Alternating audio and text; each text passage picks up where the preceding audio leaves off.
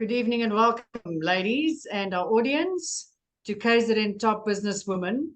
It is my honor and privilege to showcase these amazing ladies to you this evening. My name is Anneme Coeztee. I'm the founder and owner of a company called True Awakenings. I'm a behavioral specialist, master trainer of NLP, where we do executive coaching, business psychology, as well as certification trainings and corporate trainings. So it's my honor to introduce to you the ladies here this evening. And we're going to go through short introductions and a couple of questions just to introduce and showcase their unique personalities and skills and talent that we have right here on our doorstep in KZN. So without further ado, I'm going to ask our first lady to introduce herself to our audience. If I could ask Usha to unmute yourself and introduce yourself to us, please, Usha. Thank you. Good evening. Good evening to all the ladies. I'm Usha Jivan. I'm a 61-year-old single mom with 2 children. I have a son aged 35 and a daughter aged 33. Raising my children, although it was filled with quite a lot of challenges as a single parent when they were just 6 and 4, has been my greatest achievement to date. My son has gone on to become a investment banker and a venture capitalist across Africa. And my daughter is a counseling psychologist who practices in Johannesburg. I studied law, and after completing my articles of clerkship, I was in legal practice for about 4 years. I practiced both in Port Elizabeth as well as in Durban. And I was involved a lot during the 4 years of practice in human rights work, especially in Port Elizabeth. This was a long time ago where political risings were very, very rife. So I became involved in that as well. In 1994, after completing 4 years of practicing law, I was offered a lecturing position at the University of Durban-Westville. I moved back to Durban and I lectured, and my lecturing career was a long span of about 16 years.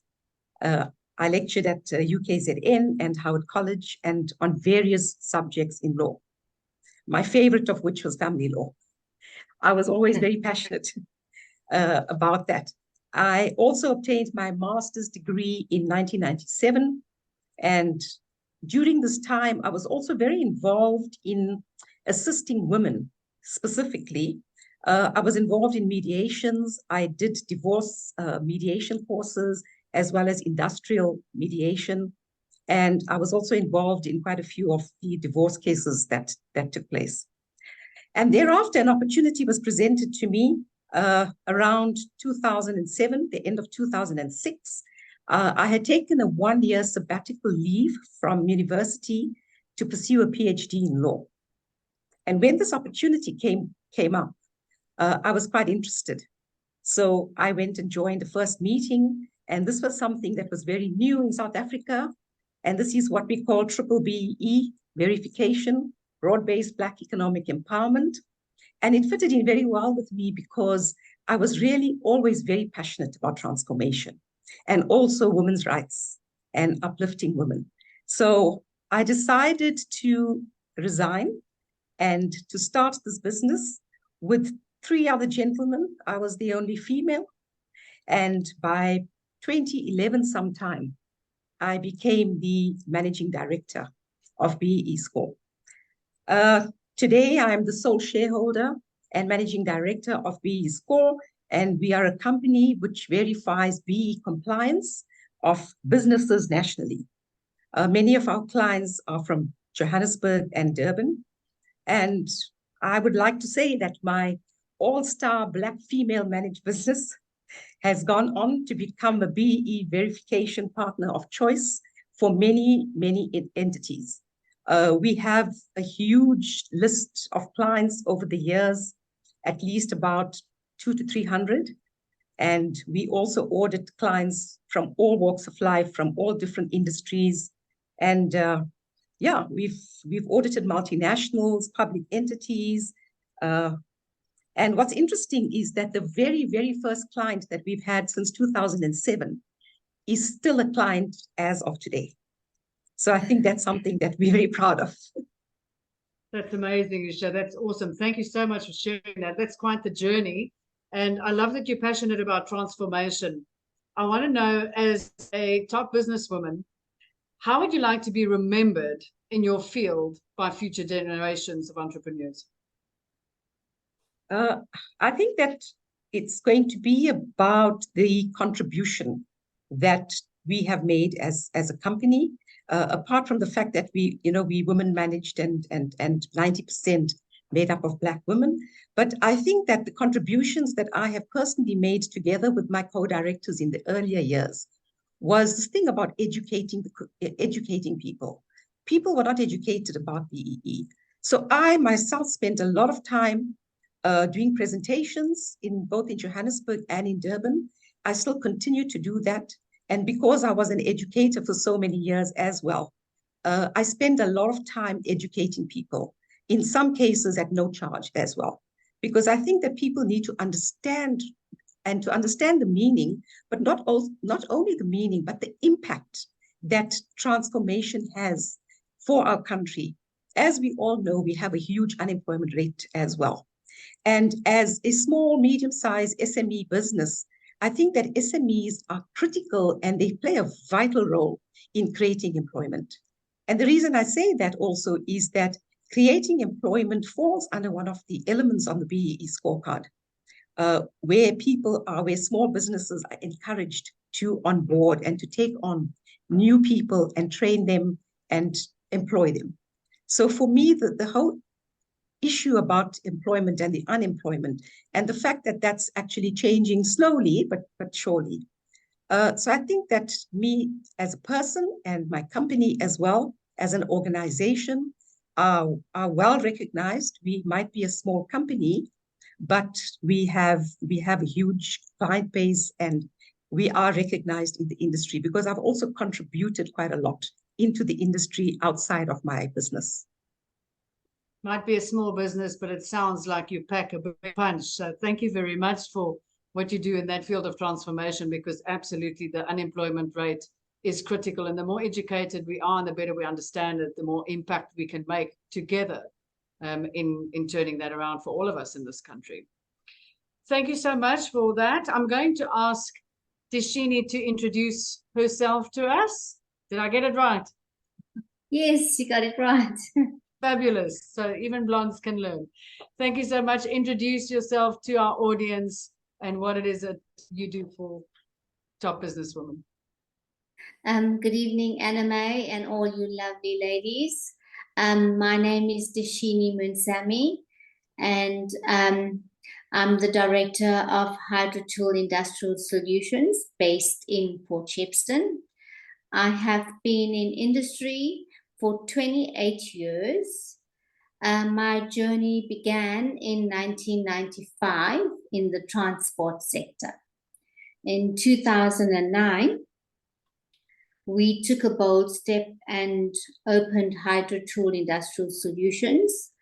And due to work constraints, I was left to run Hydrotool by myself. Back then, my boys were 13 and 7 years old, so taking on a new venture was quite challenging for me. I still, till this day, don't regret that. Hydrotool specializes in industrial filtration, lubrication, workshop equipment, and all hydraulic components. Our products we supply to the mining, construction, transportation, and the automotive sectors.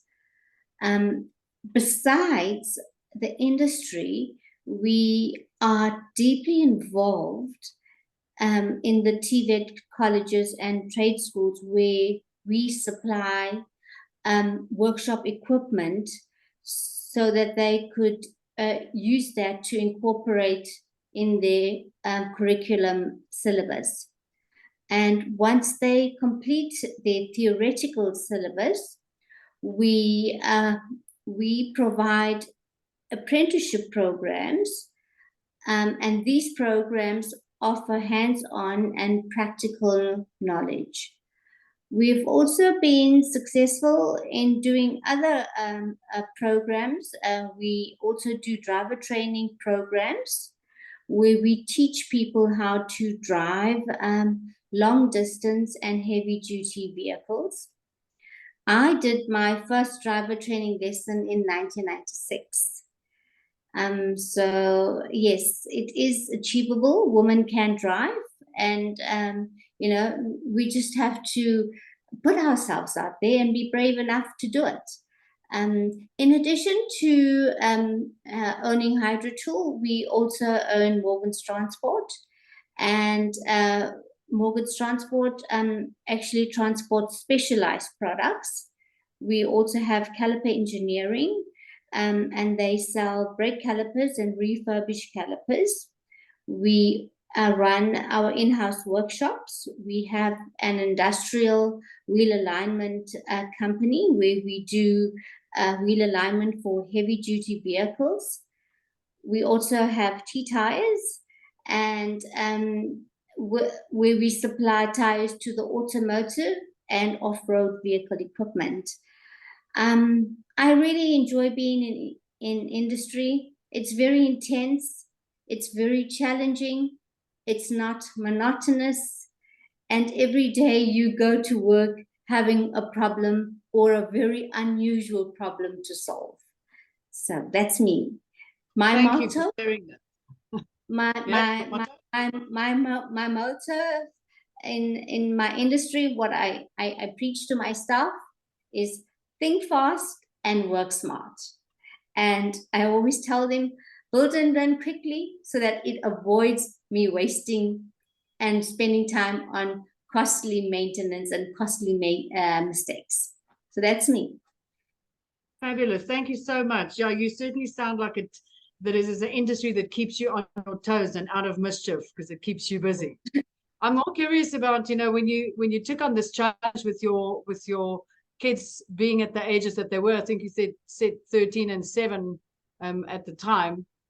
What core values did you have to dig in as a woman to help you through those challenges and to take on that challenge regardless of your kids being that age? And how did you navigate this mom versus work guilt process? Oh, you know, it was extremely challenging for me. I was not only running Hydrotool at that time. I was a board member at their private school. So, you know, trying to navigate everything and also trying to do pro bono work. It was really, but I just remained resilient. I stayed focused. You know, at that time, even at that time, my children were doing competitive karate. So I was doing all this in one go. But, you know, it was, I just became their role model, you know. They looked up to me, and, you know, I still feel that I had to adapt. I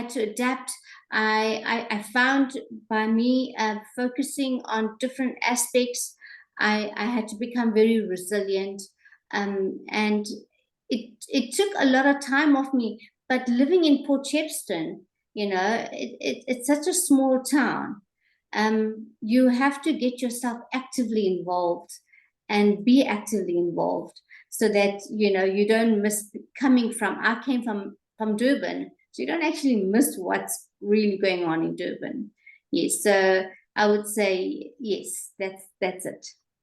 Perfect. Thank you for sharing that. I'm sure that resilience is something that your kids could install in themselves by just observing you going through that process. So thank you for sharing that with us. I'd like to ask Bashini to introduce herself to our audience up next. So please unmute yourself. And for the rest of the ladies, if you could mute yourself. Bashini, over to you. Hi, everyone. I'm Bashini, better known to most as Bash. I think it's the easy way out because there's lots of variations of my name out there. Thank you to KZN Top Business team for giving us women the opportunity to shine. It's certainly been a treat to meet such and so many wonderfully resilient game changers in KZN. And yeah, thank you, Anneme, for the introduction. I'm really happy to be here today. Who am I? I'm a mom to Kim, Isabella, and my little ginger Buttons. I'm a wife, a daughter, a friend, an ear and shoulder to anyone in need, and a self-confessed shopaholic. I'm just a young girl from Durban that grew up in a shipping family. Not the most glamorous career choice, but certainly one that commands passion, drive, commitment, hard work, resilience, nerves of steel, and an overall zest for international trade. Dynamic Shipping Services is my last born baby. I own and manage what I would call a freight management company like no other. I'm a firm believer in God's time and the alignment of your stars and all that mushy stuff. In 2019, I noticed a major gap in the Durban market for a timber packing facility. Equipped with the knowledge I had gained on the commodity, shipping, and logistics, I knew that I possessed all the qualities that would equip me to open and run and a complete logistics solution for our timber export markets. On the 18th of February, 2020, we received our very first timber load for export packing. After 20 long years in corporate logistics, I finally decided, you know what, the time has come. I think I'm fully equipped and I'm confident in what I can put out to the market. So yeah, on the 18th of February, we received our first load for timber exporting. We practically had, I think, 30 minutes to find a yard, find equipment, get trucks, load 10 containers for a stack that was closing at 0600 the next morning. And let me tell you, that was a rude awakening to entrepreneurship. I am proud, however, to say we pulled it off. And from that day, I knew it was basically onwards and upwards. And the only direction for me was upwards. Throughout my career, I've always placed a greater emphasis on people. And I'm a firm believer that people should always be at the forefront of everything that you do. If you handle people with care, integrity, communication, and collaborate with them, you'll always achieve jointly fruitful results. Being a very customer-centric person, my aim was to build a company that employs staff that live by these values as well. They too should place people at the forefront at everything that they embark on. Achieving success and ticking off goals are of paramount importance to me because I am an achiever and I believe that you need to have goals in order to progress in life, but it will never take precedence over people. We achieve and get to where we are the right way, and I believe that's the DSS way. So yeah, that's us in a nutshell, and very proud of the little baby that I've grown. We're 3.5 years old, but I can say that we are a major player in our space at this point. Proud to say in our last financial year, we shipped 6,800 TEU, which is a 20-foot container equivalent. So all those containers and menacing containers on trucks you see on the road, we ship those out into India, China, and the rest of the world. Yeah. So for the confessed shopaholic, definitely the earrings are a giveaway. And for the when do you get time for all of that when you're so busy building this empire? How do you keep work-life balance? When you love something, you find the time. And I love shopping. So I definitely find the time. You know, I won't say it was easy. The upside is that I absolutely love what I do. I did grow up in a shipping family. My dad worked for many years alongside the docks of Maiden Wharf. So on Saturdays, I would go with him to the wharf and, you know, watch them load these massive sappy reels on containers. I wouldn't say it was a dream of mine to work in logistics. It's not glamorous. It's no young girl's dream. But I'd say shipping is in my blood. It was something that really interested me. And, you know, I spent a lot of time working through all the facets of our industry that's got me to the position now where I feel totally comfortable running it. And yes, work-life balance is very important. So I've I've got 2 kids and a little very needy cat. So, my oldest is 21, although she acts like the 8-year-old, and the 8-year-old acts like a 30-year-old. So my life is, pretty much very full, and work-life balance is important to me. Resilience and basically learning to stand your ground. And what I've learned in especially the last year, is I need to empower people so that I can work on the business and not in the business, which is something that we get so wrong so often. And that's allowed me to have a bit of a better work-life balance at the moment. And you just got to persevere and push on. Thank you so much. Yeah, I think that is something every entrepreneur can relate to, working on the business versus in the business. I think when you start, you're so busy working in the business, and then Absolutely. you realize at some stage that this is the urgent stuff, and it always stays urgent when you're there. And somewhere along the line, we need to start doing the important stuff, and that's to work on the business. Otherwise, we stay in the same place all the time. Bashini, it's lovely to meet with you. Let me know when you're ready for a shopping spree, and we'll book that trip, because I'm due for one. Absolutely. I will be there. I will make time. Fabulous. Thank you so much for sharing insights into your world with us. Next up, I'd like to ask Velo to please unmute yourself and introduce yourself to our audience. Thank you so much, Annemarie, and good evening, lovely ladies, and really so proud to be part of this platform. I am Velo Govender. I am married for 27 years this year to an incredible man, Ricky, and we have 2 amazing children. Deashini, my daughter, who is 25 and is a civil engineer and is in Cape Town, and my son, Meshika, who just turned 21 and is a 3rd-year civil engineering student at UKZN. I'm a social worker by profession.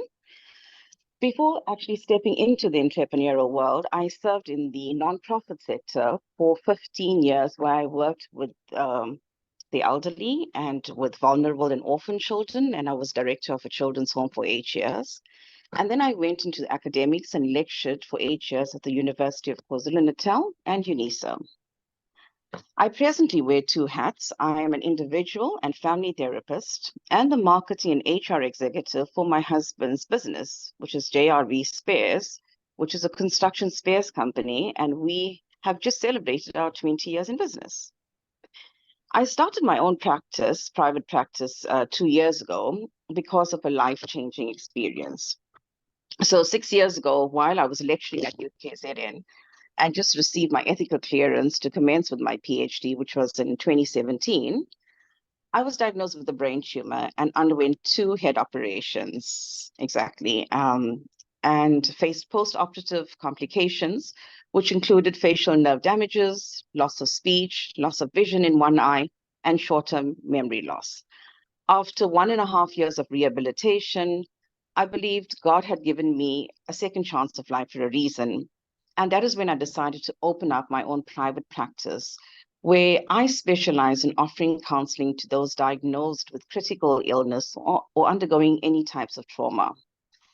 I believed at that point, that I was able to offer people from a personal and professional capacity, because I myself know what it's like to have been in hospital for 6 months.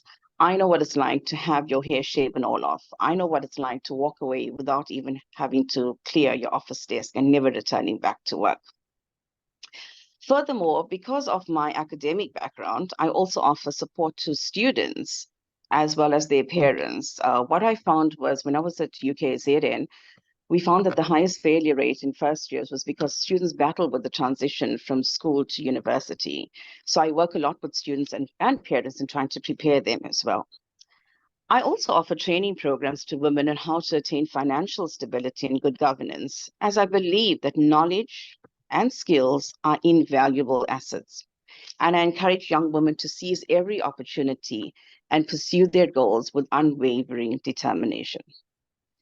In 2021, I decided to restart my PhD. I know that sounds crazy after 2 head operations. And I was informed by UKZN that I only have actually 1 year left, as I would need to reapply for ethical clearance.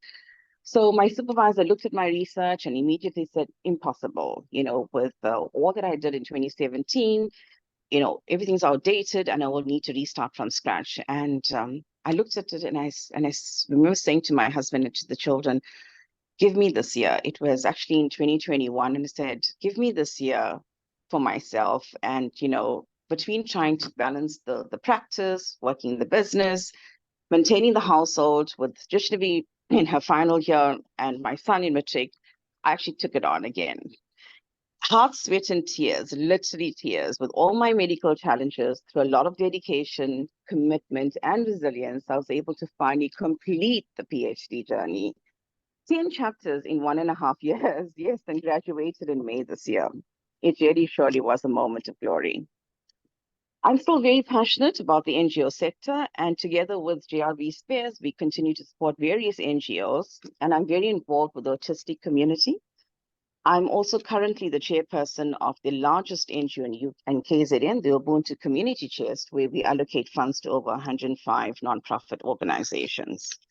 So I love what I do, as I believe I'm able to make a positive impact in people's lives, and I still continue doing that. So yeah, thank you. That's basically what I'm about.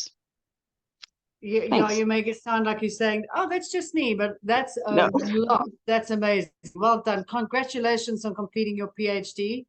Thank I you. would like to know, what are the core values that, when you go through those challenges, you have to really dig deep into yourself to pull up from those big challenges. What do you think were the core values that got you up and going again and got you to tackle that PhD?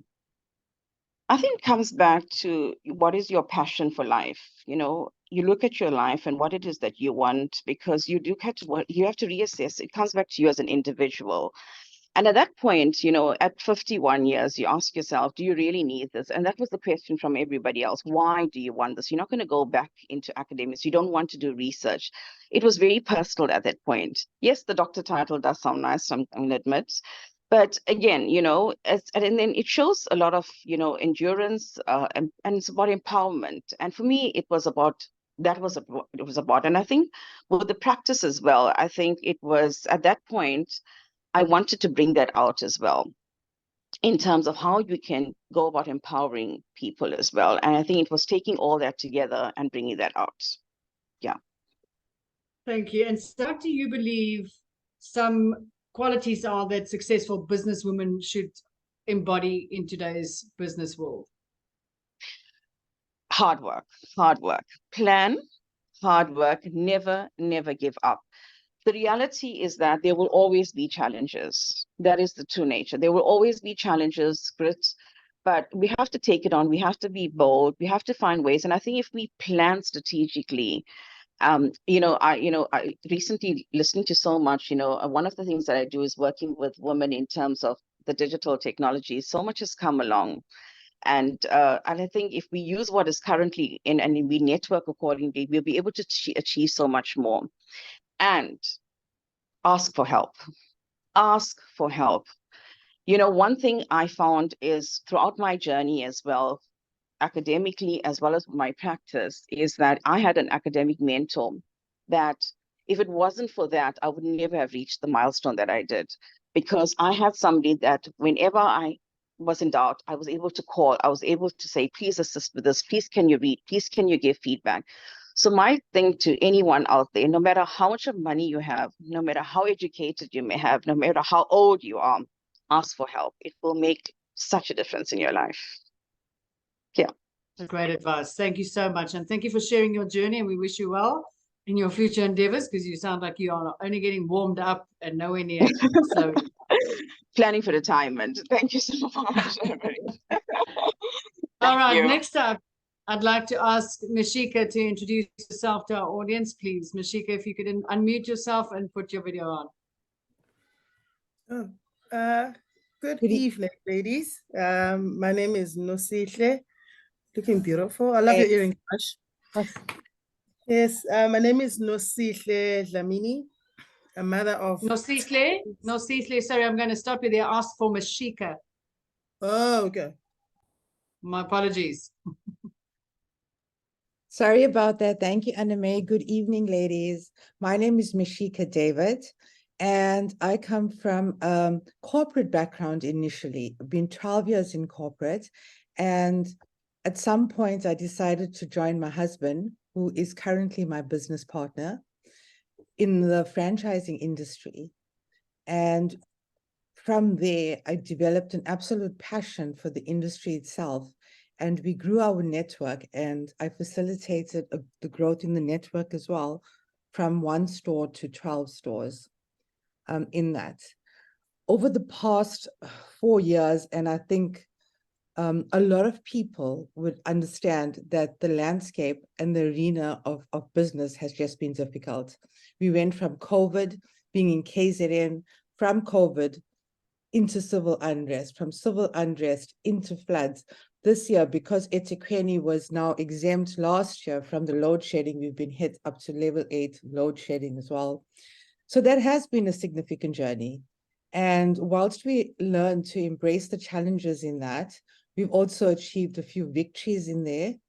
And yeah, I believe that some significant lessons that I have learned is that there's quite a difference between the improbable and the impossible.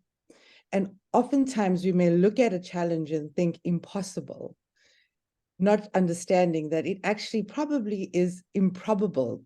But with improbability, there's still a chance. And as long as you got a chance, you go for it with everything you've got. I've seen that there's always a cosmos in the chaos. And that when we confronted with the chaos, we don't see it because we're looking at things at a macro level. Because when we move away from certainty, the more chaotic things do become. But if you can step back and take simple decisions and look at things in a simple view, and we can bring some stability to what we're looking at and some certainty in our minds, we can easier navigate through those challenges as well. I've learned to embrace fear because I can't separate fear from failure, because the most thing that we're afraid of is actually the failing. And once I've learned to embrace failure as much as I've embraced my success, is that where I have seen an absolute catapult into greater success. Because truth is, I've learned more from failure than I have ever learned from my successes. And the moment I've learned to embrace that, I just immediately increased my own intelligence, because with every failure came a significant learning and actually a leap into the next stage or the next phase, which I needed to be. I live by the motto that silence is golden, that don't speak unless it is to improve the silence. Knowledge is power. So ensure that whichever arena that you're actually going into, is that you have the necessary skill to do it. Take the time to skill yourself, because then you're putting yourself in a position of power. And that's amazing, Meshika. You know, in terms of the concept of failure, I like to reframe it in when I work with my clients to say there's no such thing as failure, there's only ever feedback. Right. Yes. So you put out a strategy, you try something, and then you get feedback. And like you said, your most of your answers are there. You know, if you ask for successful business gurus how to be successful, they'll say, go fail fast, hard, and quick, because all your solutions are there. So that's that's such a very powerful strategy to grab hold of, you know, to actually walk into that concept of failure and say, hey, how do I empower myself here? So how do you stay motivated and invigorated when you bump into those walls within yourself? Within myself, I think it's based on the knowledge of principle. Because if we can stick to the knowledge of principle rather than feelings, then it doesn't matter what the situation is or what you're faced with. Let me give you an example. We all have those days where it hits hard and you don't feel like getting up. But if you don't feel like getting up, at the end of your feelings is actually nothing. The outcome is zero. But if you're driven by a principle of get up and show up regardless, And trust me that, you know, your mind and your soul actually catches up. If you get up, show up, dress up, and just start going, because momentum's everything. Even if you feel initially like you don't know what you're doing, the dots begin to connect and you will move forward. But if you're going to stay in that place of devastation, again, the outcome is nothing. But at the end of principle, there is always but an outcome. So I choose to embrace any situation, whatever the challenge is, on a basis of a strong knowledge of principle. Thank you so much. It's such wise words for all those entrepreneurs out there, up and coming, ready to take on this challenge that you ladies have already taken on. So thank you for sharing that. Next up, I would like to ask Malebo to please introduce yourself and your business to our audience. Good evening, Anneme, and thank you to KZN Top Business for the opportunity. And congratulations to all the ladies. I've been following all the webinars, really inspiring stories, and I'm really happy to be here. So I'm Malebo Mohale. I'm born and bred from Limpopo. I have a 10-year-old son. And yeah, so currently I'm working at Conlog as an industrial engineering manager. So I'm responsible for lean principles. So I'm currently working on a lean deployment with the organization, where I am unpacking the strategy and driving those initiatives in terms of cost saving, in terms of lean efficiency, productivity, and people engagement. So yeah, so that supports our business in terms of meeting all our customer requirements and making sure that we stay in the business and it is sustainable. Yeah, and we can only do that through people. And that means my interest must always revolve around people development. And in that space as well, I found myself really enjoying to help people outside of my work time and yeah, profession. So I do a lot of, youth development initiatives where I work with young adults or the graduates, so to say, in helping them navigate in terms of choosing the right choices and helping them also with their CV revamps. I do that in my spare time, and I really enjoy, when someone says thank you and it has made a difference in their life. And that is where I think I have now aligned my passion, not only with industrial engineering, but also in terms of our economical requirements. We need people to be sustained, to be mentally stable, to be independent. And for me, that is really important in ensuring that we continuously share knowledge. So in so saying that, I recently registered an NPC, which actually honors my late mom as well, and the continuity of the work that I do.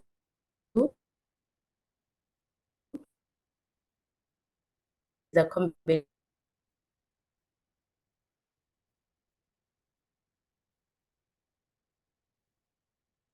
Malebo, can you hear us?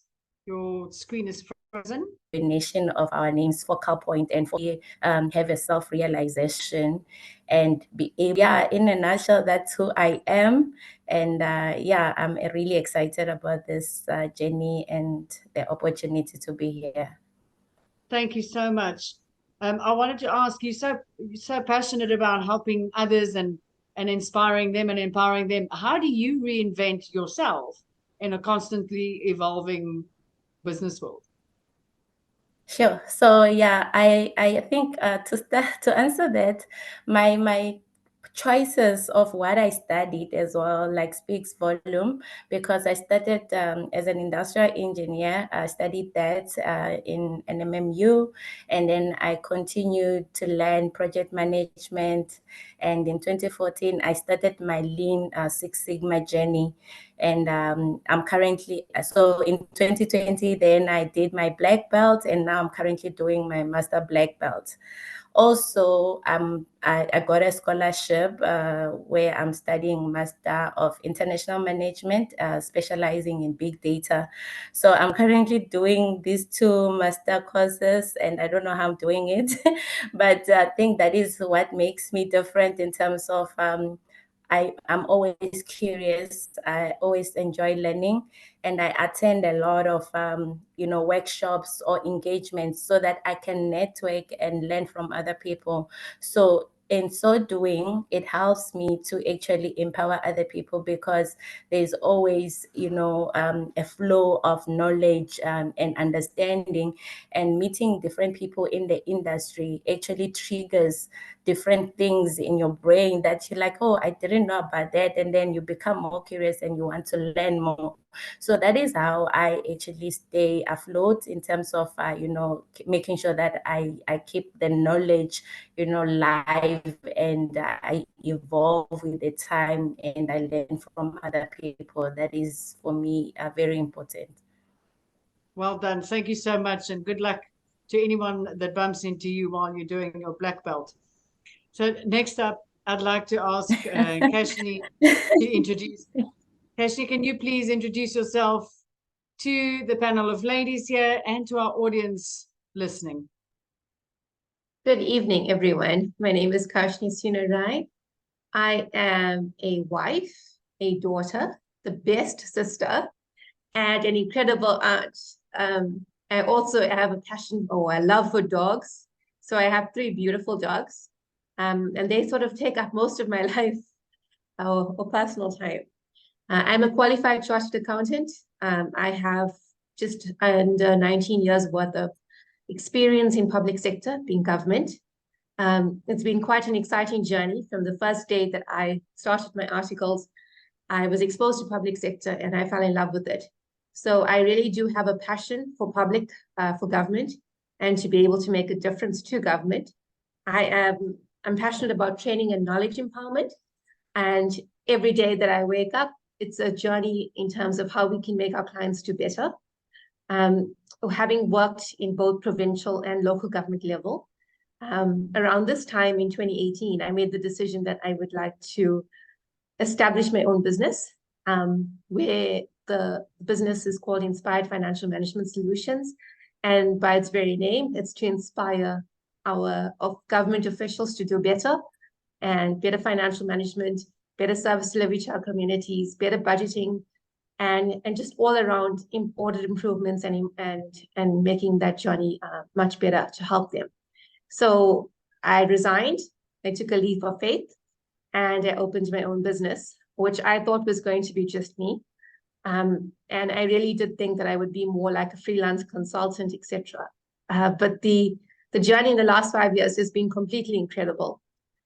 We now employ 11 people, and we have clients that we support throughout the country in government.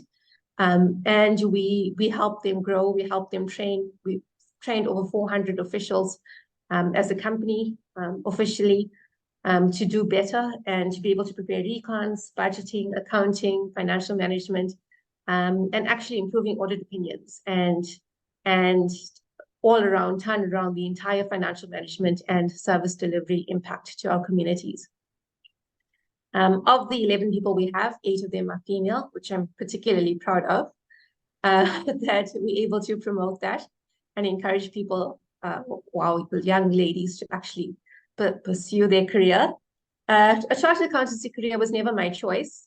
It was my parents' choice, to be honest. I wanted to do everything else except chartered accountancy. But because my accounting teacher told my parents that this would be the right path for me, my parents were not listening to any of my passions at that stage. And yes, it has taken a surprise for me. I also, when in my journey to become a CA, I didn't always get it right. In fact, it's actually quite surprising that I qualified, because around after completing my degree, I started working to repay a loan back to the bank. And I tried to do my honors part-time and work balance was very difficult, especially when you're doing your training or early years of your career. So thereafter, my former boss encouraged me to go back. I was newly married at 32 years old. I took the journey to go back to my studies. And at that stage, my degree was more than 3 years old. So UNISA actually indicated to me that I needed to do third year again, because the rules were that you had to have your degree within a 3-year period to do honors. So here I was doing my third year again at 32 years old in a class of possibly around 20s, 22s, 2-year-olds. And then I completed my honors. At that stage, UNISA offered it part-time as well over a 2-year period. And then I wrote my board exams. So I actually qualified as a CA at 36 years old. And there's so many women out there that I know who really have given up on their journey. They've done their articles, they've got their degree, they've not pursued it any further because they think that they're too old, or they think that it's never going to happen for them. But really, it's one of the things that I do believe studying is the way that we need to go as a country if we want to improve it. We need skills, we need qualified people in this country. And the best way to do that is through education. And that's definitely, I would encourage them to not give up and to go for it. We're also very proud that we are a company that's able to do government work all above board, and with integrity and honesty, and I think that for me has been a remarkable achievement for us to be able to walk away from contracts where we feel that it's not, something's wrong with this, it's untoward, and yeah. So today we actually got awarded our first national contract, so we're quite excited about that. And it's been a journey that we look forward to. And my goal is actually to just impact local government every day, to make change, to continue doing what we're doing. We've also been involved in systems implementation, and it's been quite exciting, working with service providers to implement systems and to get their financial management processes right, so that municipalities can actually transact better and have an improved outcome at the end of the day. So that's it. Thank you. Thank you so much for that. Wow, it is, if we look at the mammoth task that you're taking on of educating and going into government, and the bottom line is we're either part of the solution or we're part of the problem. So thank you for being part of the solution.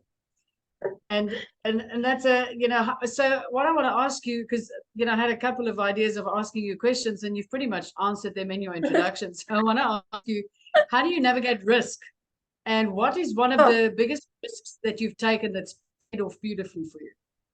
Yeah, so I think risk for me, doing business with government every day is a risk. So you can't really run away from it. So I mean, obviously for us, it's government does take a long time to pay. So that's a risk on its own, because you've got staff, you've got salaries that you need to meet. But also when we look at tenders, when we look at quotations and we put in our bid, we base it on the fact that we need to be awarded based on integrity, honesty, and our skills level. So we've had 1 or 2 instances where we have been approached as a company, and we've immediately said no. We've even withdrawn ourselves from the whole bidding process when we needed to. Which I think has been the way forward for us. And to be honest with you, there are so many good people I meet every day in government. It's such a eye-opener. You don't see this because they're never showcased. You always see the bad and the worst in the newspaper about this official or that official. But actually, I see hundreds of people in a year that really want to make a difference in government every day, that get to work, that really want to do things better, that understand better, that ask the right questions, that really do say no and want to change government. And I think for me, that really is it. My parents for me have given me this incredible foundation of integrity and honesty. They've built me from scratch, where you wouldn't even steal a sweet. You would be in real serious trouble. And that's really molded us into who we are. And my dad actually is one of people that I deal with risk a lot with. He's my sounding board. He's the person I go to, and he's my biggest critic. He will give me 101 reasons why it wouldn't work. And that's really helped mold me and shape me to be able to say, no, Dad, I'm actually going to make this work. But thank you. I'm going to make sure those things don't happen.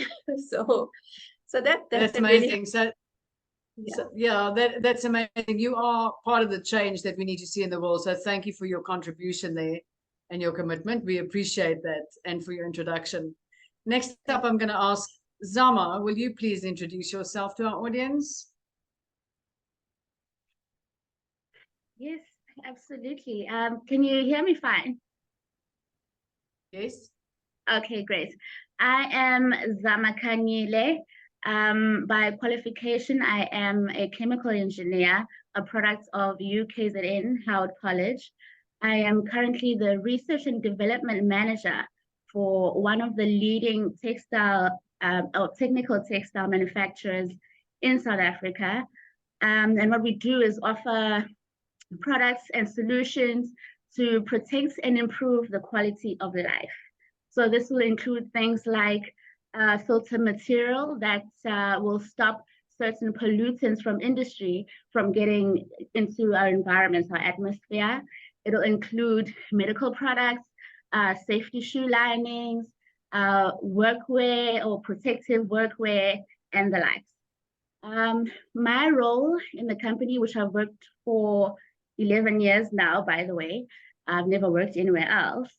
So I oversee all the product design and development projects for Envirotech. To give you an idea, I have one product that I'm particularly proud of, and that is a high temperature, high efficiency filter that no one else in Africa can make. I won't give you the details for obvious reasons, but I'm very proud of that product. I'm also responsible for product optimization. So not only should we offer products that are fit for purpose, but I'm always looking at new ways to offer them at more competitive rates to our clients. I'm also involved in process optimization projects, including CapEx projects. And to give an idea, again, in the past 5 years, we've been able to improve our output in terms of tonnage per month by just over 30%. Yeah, I was the R&D and technical sign-off in those projects. Other than that, I offer technical support to the various manufacturing divisions within Envirotech. So day-to-day, you know, troubleshooting, continuous improvements, so that we always get the right quality to the customers. And yeah, due to the technical nature of our business, I still liaise quite a bit with supply chain, you know, from a procurement of raw materials point of view, our customer-facing salespeople. I liaise quite a bit with quality assurance, and like I mentioned, with operations. That's me in a nutshell. Thank you, Zama. I'm very curious, who was one of your biggest role models or mentors, and what was the biggest impact that they made for you in your career? Oh, wow. Okay, as soon as I joined the company, I was under the mentorship of a professional mechanical engineer, that is Warren Sachs, who is now the group COO. He really took me in.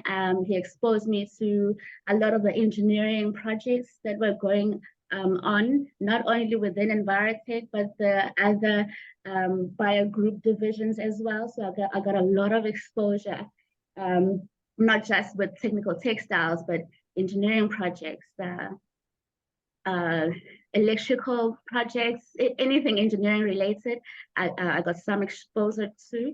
And one of the things he taught me very early on was that, you know, our work is obviously technical, but the biggest part, or what we need to pay the most attention to, is people. You have to make sure you have the right people, you engage the right people, you take care of your people, and not only internally, but externally as well. Make sure that you have access to the right information, the right networks, the right people, the right resources. Another mentor that I must mention is my current boss, that is the MD of Envirotech, who really, really challenged me. So when he joined the company, I was still pretty much viewed as a student, and through him pushing me and you know, getting me to contribute in the running of the business. I'm now a senior manager in the business. And I really appreciate how you always, you know, motivates me to never make assumptions and always strive for making data-driven decisions. And it's made a really big difference. Thank you so much for sharing that, Zama. It's lovely to always tap into where does some of that inspiration come from, and just to be reminded of that. So thank you for sharing that with us. And next up, I'd like to ask Priya to unmute yourself, Priya, and please introduce yourself to our audience here tonight. Good evening, Anneme and fellow panelists.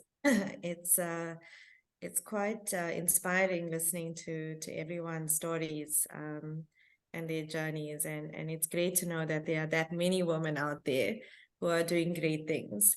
My name is Priya Govind. I am a chartered accountant and currently the Chief Financial Officer of Sumitomo Rubber South Africa. I'm still wearing our uniform. I just got back from the factory in Ladysmith. Our head office is in Durban, and we manufacture Dunlop tires. So Dunlop has a long history in the country, and in fact, our Ladysmith plant celebrated 50 years of manufacturing in the province, which has been a great source of joy for us. At that, we had an anniversary celebration this month, and our president announced a further 1.7 billion rand investment into the plant. So, you know, it's really great to see manufacturing continuing to grow and thrive in our country. Prior to my time at Sumitomo, I spent just under 6 years at a company called Smith's Manufacturing, also as a CFO there. So I've had about 7 years in the role across 2 companies in the automotive sector. And one of the things I'm passionate about is seeing manufacturing grow, because I think that for our economy to prosper and for us to create jobs, we actually need to grow the manufacturing sector. And, you know, there's a real multiplier effect when you have a manufacturing company, like we've seen in Ladysmith. You have a manufacturer, and then you have all of this industry around it. You know, you've got services, you've got tourism, you've got restaurants. So we really need, I believe, to pay attention to manufacturing and grow manufacturing. And as a result of my passion in the sector, I actually completed a manufacturing-focused MBA, which I took on at the age of 40 with 2 young kids. I think at the time my daughter was 5 and my son was 7, and I thought it was a good idea to start an MBA on top of being a financial director. So, you know, that for me was really pursuing a passion of wanting to grow my own understanding and developing a skill set as a more well-rounded leader in the sector. And I completed that in 2022. So also in the midst of managing COVID and the impact of the riots, etc., that affected us in the last few years in KZN. And I think, you know, for me, what drives me every day, even with all of the various challenges that we face, is that we owe our kids and the next generation a responsibility to take care of what we have and to grow what we have, so that there is just more for everybody to participate in. So yeah, that's basically my story from a professional perspective. I've got, like I've said, I've got 2 young kids. You might hear 1 or 2 of them in the background. I have asked them to behave, but I'm not sure if they will. My son is 12, my daughter is now 10. I'm married. My husband is also he also works. He's a professional working at KPMG. So between us, we, you know, use our combined resources to make sure that we take care of everything on the home front and the work front, and keep the crystal balls in the air. Thank you. Thank you so much, Priya. I wanted to find out a little bit. I'm glad you mentioned your kids and started getting into some of the personal stuff. You're such a beautiful business portfolio. But tell me, how do your kids inspire you that you can tackle all these MBA at their age? How did your kids inspire you to continue to chase in the working environment and be a mom? Initially it was tough. When I had my son, I was 32 at the time, and I thought, I had to give something up in order to, be, the best version of a mom. And I remember at the time, my dad said to me, Priya, what are you going to do when he turns 18? If you give all of this up. At the time I was a chartered accountant, I was a senior manager at PwC, an audit firm, and working my way up in my career. And when he said that, it was a bit of a eye-opener that your life doesn't suddenly, all other aspects of your life shouldn't come to an end simply because you now have this new title of mother. So it was quite refreshing to hear from a man and my dad sort of encouraging me to try and keep both sides going.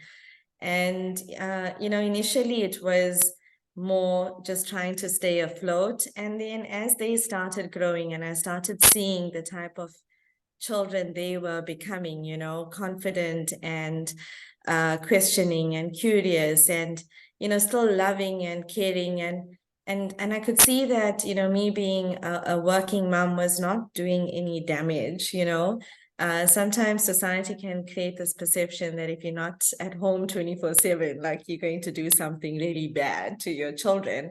So I think just seeing that they were developing and growing and thriving just kept inspiring me that I can keep going and keep doing this. And getting into the MBA, I felt my kids were at an age where they could understand. I had help. At the time, I had 2 domestic workers. I'm not ashamed to admit I had a lot of help at the time.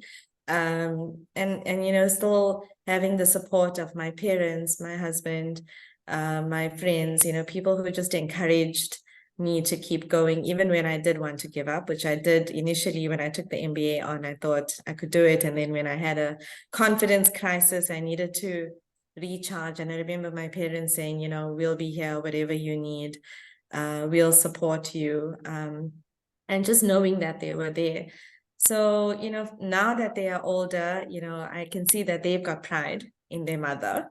And that gives me joy that, my children are proud of me and, they understand what I do. Although recently my son did tell someone that I work in a factory, which is great because, it's them just seeing that their mom is working. It's not about your title and it's not about exactly what you do, but the fact that you're doing something outside of the home and making a contribution, the fact that they respect and appreciate that. Yeah. Yeah, because we know the kids don't do what we tell them to do, they do what we do. So at least you're being that example exactly for them. And then second to that, having the support is it does take a village, right? It's not just always on one person's shoulders. So, but well done, Priya, for all your achievements. We look forward to meeting further along the journey of this KZN Top Business Women, and best of luck to you. Thank you very much. Next up, I'd like to ask Nosihle to introduce yourself. Nosihle, if you can unmute yourself again and introduce yourself to the audience, please. Okay, the right person this time. Okay. It is your turn this time. Yeah, typical me, always jumping ahead of whatever should not be. Okay, thank you very much for the opportunity. As you just said, my name is Nosihle Dlamini, a mother of 2 boys. One is 3, going on 30 because he thinks he's just that person. So I'm a wife and a daughter, and yeah, just all around super bubbly and extroverted person who becomes a little bit too much at times. So by profession, I'm a founding member of an organization we call Circle of Hope, which is an NPC that deals with youth empowerment, not only youth, but people, trying to help people find jobs. For example, we've got people from different industry showing adverts, what's out there, internships, what to study, career guidance, like similar to Malebo, the CVs, when you're going to interview, this is how you dress, this is how you conduct yourself and all those things. That's the side hustle, but the absolute passion of mine. And my day job is I'm a senior manager at Toyota, South Africa, in the quality division for future projects and innovation. So when it comes to my educational background, I'm a bit of the biggest scatterbrain because initial qualification is in engineering, mechanical engineering, but because I refer to myself as a humanist, and I literally, just like how a kid would open up a toy to see how everything works, I'm like that with humans. Like, I'm really fascinated by human beings, what makes people tick and all those things. So because of that curiosity, I went and did my psychology. Then because I'm in the industry, came back to do my MBA. I think I was in the same year as Priya. So I'm from here, manufacturing focus, because again, besides everything else, I really do believe in the manufacturing as the bedrock of any economy, especially in South Africa with where we are right now. And the multiple, obviously it gives birth to all the other industries that we find. And because, again, the human part of me is that it's all good and well that we've done this whole MBA, we understand the business portion of it, we understand the processes, we've learned about 4IR. The people that are going to carry that, we need to know what to do with them. So I'm not sure I'm going to say good of me or bad of me, or I went and enrolled my master's in HR because it's all good, exactly. So it's all good and well that we know what to do with the business, but we do not know what to do with the workforce of the future. And for me, even though it's not my core function, but as a leader and as a manager, we need to understand, because we cannot have this transactional a thing with HR where it's like, this is my job, your job. If we actually understand what to do collectively, because we're all walking into a new era, which none of us know about. So the least I could have done is study a bit of HR so that we tackle this whole human factor in industry together with the HR department. So yeah, I'm a self-proclaimed a lot of things, including chef, including best mom, including my sister's blesser, because yeah, she thinks I'm the rich auntie, which I am not. But all in all, like, that's just me. Thank you so much for introducing yourself. There's certainly many layers to you. I love the passion for people. I loved your energy about, you know, how you unpack. I just want to open up the people and see what's going on there. The passion for human behavior and understanding that. And it is, you know, even if we look at COVID and everything going online, you know, thank you for that opportunity for us to get online and still be able to connect. But this human to human interaction will never be replaced. So it's the dynamics of the people that make the key ingredients to the success. Even though the processes and systems are in place, it's the people that drive it forward. So I enjoy your passion. Thank you for sharing with us, Nosihle. Really enjoyed that. I'm going to ask next up to introduce herself to us, Jackie Cameron. Jackie, if you can please unmute yourself and introduce yourself to the audience, please. Good evening, everyone. So wonderful to be here, and sure, it's just been so phenomenal hearing all of your stories. So thank you so much to all of you for sharing. A very inspiring evening. We all need these. So yeah, I'm Jackie Cameron. I'm the owner of Jackie Cameron School of Food and Wine. And I got the memo that we're only meant to be speaking for 1 minute. So I took it as like a challenge. I put the stopwatch on and I was like, I'm going to do this in 1 minute. So I'm glad I'm getting to the end. But yeah, I'm the owner of Jackie Cameron School of Food and Wine. I'm a wife, a mother of a little baby girl. She's 3 years old. And my chef school is internationally and locally accredited. We were actually the first school in the country that is internationally locally accredited for both food and wine.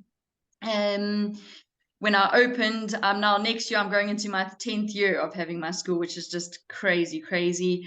Been in the industry for 23 years. I'm a chef.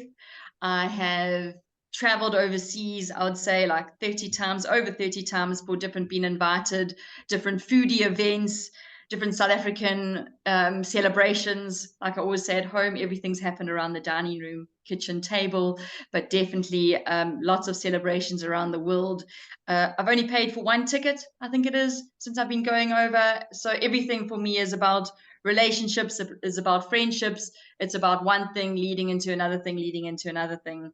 If I go back, let's just say a few years, my first top award, I would say, was when I was 25 years old.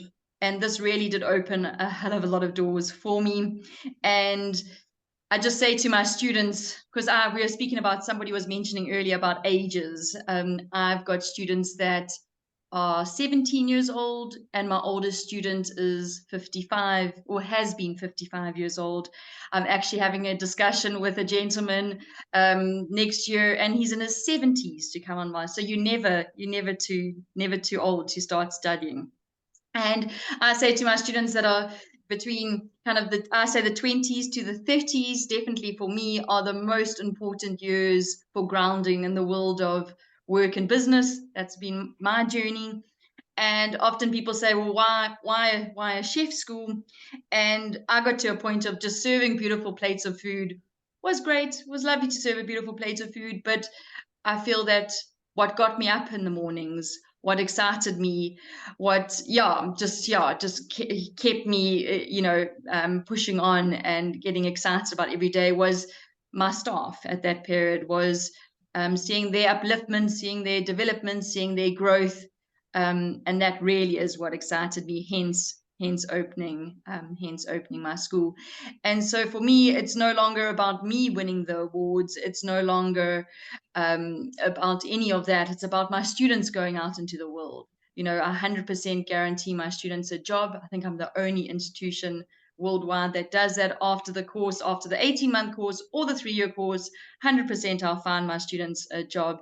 And there's that much need for my students in the country. And so it's now them going out into the world and them winning the awards and making a success of themselves in business. So that's my 1 minute. Well done, Jackie. Well done. You got the memo right. Thank you. But what's exciting that's new on the horizon for you at Jackie Cameron Chef School? Is there any new exciting projects that you're working on? Well, I think one of the most exciting ones this year that has been, I've always lived on the school premises, and that's my baby girl in the background. I knew that was it. As I was going to come online, it's bath time and I'm not there. So what's very exciting is I live it's my parents' home. So my school is my parents' home. We've transformed it over 10, 12 years into the school. So my baby girl, my husband and I lived upstairs together with about 10 students, I would say, live on the premises, and then also my parents. So it really is a family affair. And recently, at the beginning of this year, we actually moved next door. So we've literally often people are like, is it really next? It's really next door. Like we've taken down the fence, the poles, and we've put a stairway. Like one of my cousins was here earlier today dropping off something, and she was like, well, I like the stairs because it really is. That's the distance between the two houses. But it has been, and if any of my students are watching here, it's just been phenomenal to just be that much separated, like just have a little bit of my own time, our own time, a bit of a family time. So on the business side, there's always the craziness happening. There's always a lot happening, but on just having personal space, I've never had that. I've never, like I said, been in the industry for 23 years. Never had personal space. Well, enjoy your personal space. Of course, you know, when you said that the minute you go online, that's when your little one's going to come calling for you. I get it. That's why I'm still in the office, because I've got a 4-year-old at home.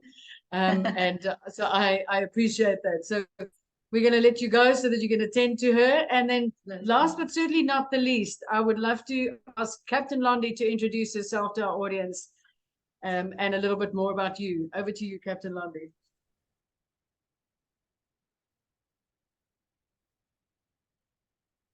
Aloha. I want to say save the best for last, because I've been listening to these amazing stories from all of you ladies, and I'm highly, highly inspired,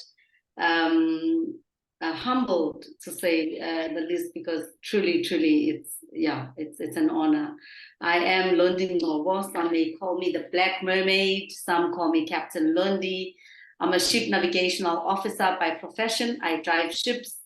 I learned how to drive a ship before I could drive a car, and humbly so, I then climbed the ranks until I felt it was time to come back home to Africa.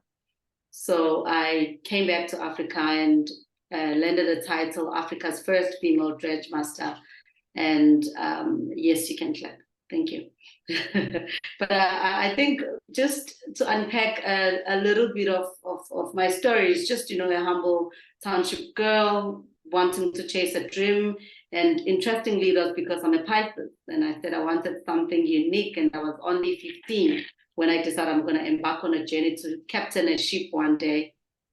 Fast forward, in the headlines, and as most of you ladies, you know, once you reach something, whether you've achieved or become the youngest executive, or you've become the first internationally accredited chef school, Chef Jackie, the noise starts following. And when the noise starts follow, you hit the headlines, the TV screens, media everywhere.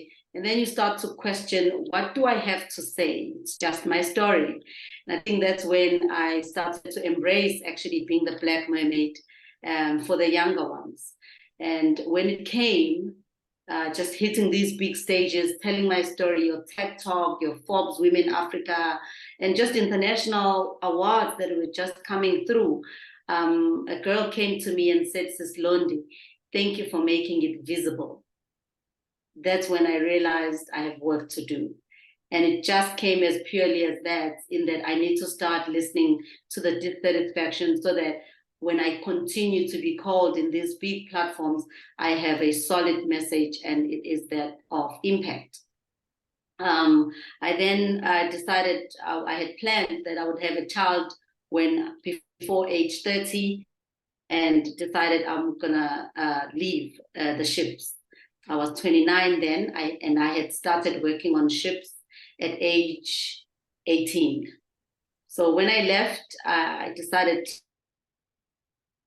I would rather be on the land side, and that's when I landed a title of the youngest executive compliance manager for maritime. And when we speak of ocean economy, that's where I fit in the most. A dissatisfaction that came through was that there's only 2% of female participation globally in oceans economy. And yes, I had walked the walk and became the first, but then it became my intention not to be the last. And so I started walking the walk of incline of women participation in oceans economy. And that's where I stand now, having started my consulting firm in oceans economy, women war maritime experts, only working with women and edifying their profiles as such, because it's not that they're not there, they're just not being edified and being held in high regard. I'm 3 years now in the business, and yet again, when all this noise continues to come, I landed a big award from Veuve Clicquot in Reims, Champagne. I have my own vineyard named after Londy Ngcobo, Captain Londy Ngcobo, South Africa. But when you hit the pillow as a woman, you say, it's actually good, it's all and well, and so appreciative, but am I still contributing to the impacts that I want to see for my industry? That's when my foundation, Global Maritime Youth, was established. And I had to, because yet again, there's this African cuteness, and there's a girl that keeps saying, Sis Londy, I want to be like you. Sis Londy, I want to be like you. And so where I have been has been to be so intentional in that when we talk of unemployment rate in South Africa, I need to make sure that I continue to be visible and ensure that people of South Africa, are aware that there's a whole economy in the ocean. And for whatever career you are in, when we want to increase an employment footprint, we need to look into oceans economy, and we need to normalize it as much as we do that of land. So when a child wants to be a ship captain, there's room. When a child wants to be a makeup artist, a chef, a DJ, a mechanical engineer, an electrical engineer, you name it, there's doctors on board ships. So I am the voice of oceans economy, and my company ensures that within the skill supply and demand globally, we need to facilitate that and ensure that people know about oceans economy, and that it belongs to us, and that it has fruit, it bears fruits, and there's space for everyone. Yeah, that's where I sit now as the managing director for War Maritime Experts, the Black Mermaid, and founder of Global Maritime Youth. And so long as I'm still here on land, my job is to make sure that everyone sees the oceans economy and the opportunities it bears. Wow, thank you. That's absolutely amazing. And as a mold breaker, what advice would you give to young ladies that aspire to be future mold breakers like yourself? What do you think is that one bit of magic that they can hold on to in their process of changing the mold for themselves? Oh, beautiful question. Thanks. I think just dreaming it possible. I think dreaming big, dreaming beyond your dearest diary in your room is what I most certainly still instill in these young girls. For me, I was only 15. There was no swimming pool at home. There was no swimming pool in my school, but I still wanted to be a ship captain. I could barely construct an English sentence, and I could barely swim. But dreaming it possible came with just seeing this pink ship. There was a Barbie pink ship that I saw, and I was thinking, surely there's someone who goes behind this wheel. And it's interesting nowadays because I say, chose not to be Rose from the Titanic, and easily a young girl can say, oh, I want to be Barbie on that ship. I say, I chose not to be Rose from the Titanic. I chose to captain the Titanic. And I followed it through all the way until I've reached my goal. So definitely through and through, dreaming it possible, dreaming big. Yeah, the younger ones are a white canvas, and it is our duty to keep making things visible. So the Black Mermaid is making it visible for the young ones and helping them craft the bigger goals until they reach them. And while you're on land, you can shine like the lighthouse example for them to see exactly. Thank you very much for sharing your story. It was lovely to meet you, ladies, and hearing everybody's success. Everybody's magnificent in their own right, and that there's so much talent right here on our doorstep in KZN. So thank you for sharing with us your story tonight and joining us here, and to the audience for joining us at KZN Top Business Women. My name is Anneme Coeztee, and that is us for the evening. We look forward to seeing you at the live event next week. Good night, everybody.